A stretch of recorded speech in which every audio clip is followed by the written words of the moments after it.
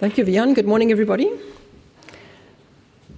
So this project is being conducted by a team of 3 people, myself, Professor Roland Schulze, who is a retired professor at UKZN, hydrologist and climate change expert, and Nick Davis, who is a modelling and GIS expert, also in KwaZulu-Natal, and background very much around climate change.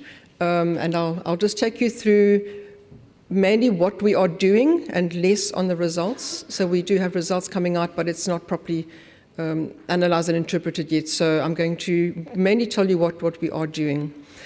As Vian said, some of the background. So when we're looking at climate change and the instability of the climate that we're starting to see now, it's become apparent that the flowering and fruit set period, which is only a part of the whole season, but that seems to be the period where we see the biggest impact. When something goes wrong, that has devastating effects for producers, for yield and for quality. So we really need to focus in much more strongly on that particular period.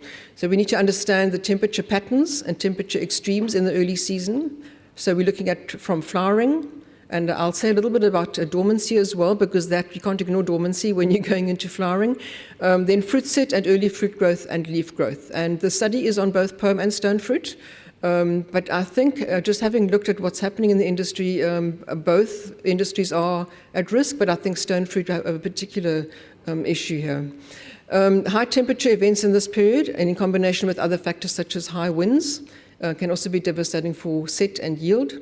Then sometimes extended periods of high temperature in spring can alter the balance of photosynthesis and respiration in both young leaves and in fruit, so we're affecting the carbon balance and early growth of the tree and of the fruit in that period.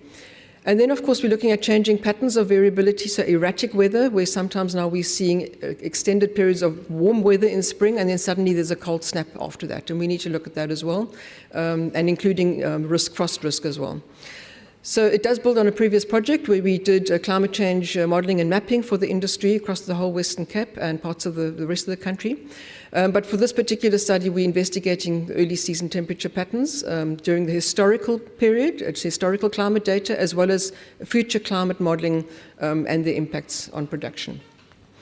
So the first objective is that we were very careful. This is quite a complex topic, and I think none of us in the team would regard ourselves as experts, for example, in reproductive biology. Some of the chill model challenges that we heard about, Esme talked about yesterday as well. So we convened a reference group that is helping us, especially when we started the project, to thrash out what are the variables, what are the models, what exactly are we going to be doing to make sure that it's the best possible science that we can do.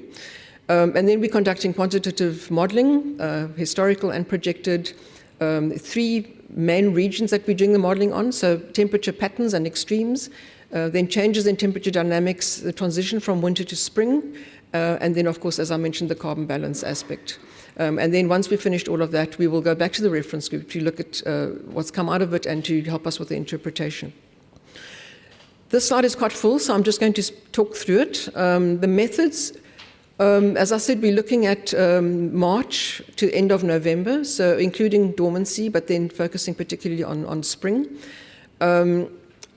We are not doing specific cultivars. We decided to focus on using generic fruit types. So those would be ultra-early cultivars, early and mid and late flowering cultivars. And just to my time's coming up. So that would be the ultra early, for example, would be starting with bud break in mid-June and then going all the way through to October for the late flowering. Timeframes, as I said, historical and future.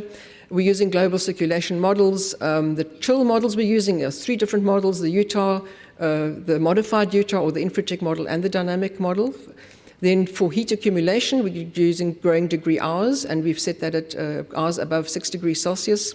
And then carbon assimilation and carbon balance model is based on research that's been done in this industry over the last, going back a little while, but the information is there.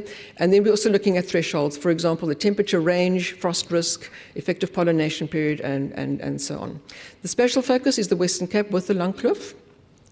And I'm just going to show you 2 slides, just an indicative, just an example of what these kinds of products will look like. So on the left-hand side, we have the Utah chill units for the historical climate, and you'll see the areas in oranges to yellows and greens and blues where there's sufficient chill for fruit production. And then on the right-hand side, that would be the future going into the middle of the century. And you can see the restriction of areas with sufficient chill there because of the warming. And then just another example would be, for example, growing degree hours above 6 degrees. On the bottom left, you see that August, September, the increase in the growing degree hours with the oranges and yellows showing quite substantial increases, and the right-hand side would be September, October. So that's just an indication of what our results will look like. Hopefully we'll wrap this up before the end of the year, and then we can present some of those results at a future event like this. So thank you very much.